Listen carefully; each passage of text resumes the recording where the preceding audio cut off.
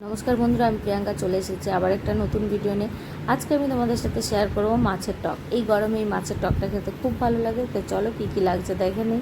কয়েকটা মাছ বেঁচেছিল কালকের, তো সেই জন্য ভাবলাম চলো একটু টক বানিয়ে নিই। তো আমচুর দিয়ে মাছের টক বানাবো। এই আমচুরটা আমি আগের বছর বানিয়ে রেখেছিলাম।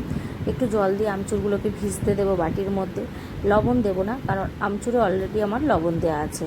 তো শুধু জল দিয়ে ভিজতে দেবো। আর এদিকে কড়াই গরম হয়ে গেছে, তাতে সর্ষের তেল দিয়েছি। দিয়ে দেবো 5 ফোড়ন। একটুখানি লাল লাল হয়ে আসলেই দিয়ে দেবো একটা শুকনো লঙ্কা, গোটা শুকনো লঙ্কা আর একটা তেজপাতা। এগুলোকে একটু নাড়িয়ে চাড়িয়ে যে আমচুরগুলো আমি ভিজতে দিয়েছিলাম সেগুলো দিয়ে দেবো। দিয়ে তারপর দিয়ে দেবো একটু অল্প হলুদ দিয়ে এগুলোকে নাড়িয়ে চাড়িয়ে যে জলটা দিয়ে আমি আমচুরটা ভিজতে দিয়েছিলাম সেই জলটাও দিয়ে দেবো। আর ততটাই আরেকটু জল অ্যাড করে নেব। অ্যাড করে এগুলো যখন জলটা ফুটে যাবে তখন তার মধ্যে দিয়ে দেবো মাছগুলো একে একে দিয়ে ভালো করে ফুটিয়ে নেব। ফুটিয়ে নিয়ে যে দেখতে পাচ্ছ একটু নাড়িয়ে চাড়িয়ে নিয়ে ফুটিয়ে নেব মাছগুলো ফুটে আসলেই দিয়ে দেবো এর মধ্যে চিনি। চিনির বদলে গুঁড়ো দিতে পারেন, অল্প করে দেবেন, ভালো লাগবে খেতে। আমার যদি রেসিপিগুলো আপনাদের ভালো লাগে কমেন্ট করবেন, লাইক করবেন, শেয়ার করবেন। এখানে আমি আমার ভিডিও শেষ করলাম। নমস্কার। বানিয়ে খেয়ে দেখবেন কেমন হয়েছে জানাবেন কমেন্টে।